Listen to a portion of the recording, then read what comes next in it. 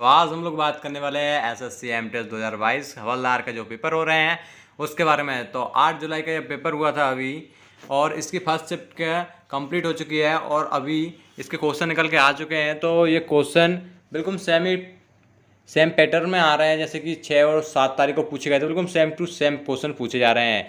तो ये क्वेश्चन इस प्रकार हैं।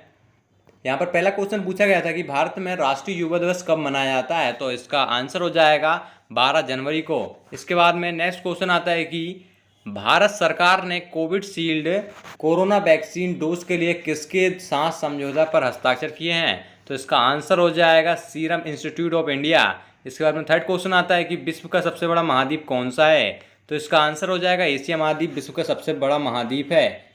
नेक्स्ट क्वेश्चन पूछा गया कि किस जानवर को रेगिस्तान का जहाज कहा जाता है, तो यह क्वेश्चन और आंसर इसका सभी लोगों को पता ही होना चाहिए, क्योंकि अपन बचपन से पढ़ते आ रहे हैं। रेगिस्तान का जहाज ऊंट कहलाता है। इसके बाद में नेक्स्ट क्वेश्चन यहाँ पे पूछा गया था कि ट्रैफिक सिग्नल की शुरुआत सबसे पहले किसने की थी, तो यह आंसर भी बहुत ही दिलचस्प था और इसका आंसर था रेलवे।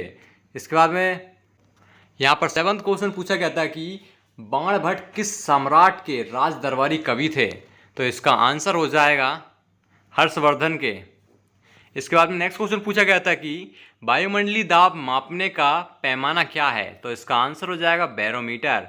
इसके बाद में 9वां क्वेश्चन आता है कि रविन्द्रनाथ टैगोर ने भारत के अलावा किस देश का राष्ट्रीय गान लिखा है, तो ये भी बहुत ज़्यादा दिलचस्प सवाल था और इसका आंसर था बांग्लादेश।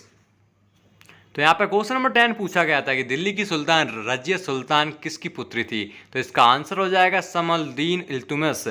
तो यहाँ पे नेक्स्ट क्वेश्चन देखते हैं कि बिहार का शोक किस नदी को कहा जाता है, तो ये तो बहुत ही आसान क्वेश्चन था। कोसी नदी को बिहार का शोक कहा जाता है।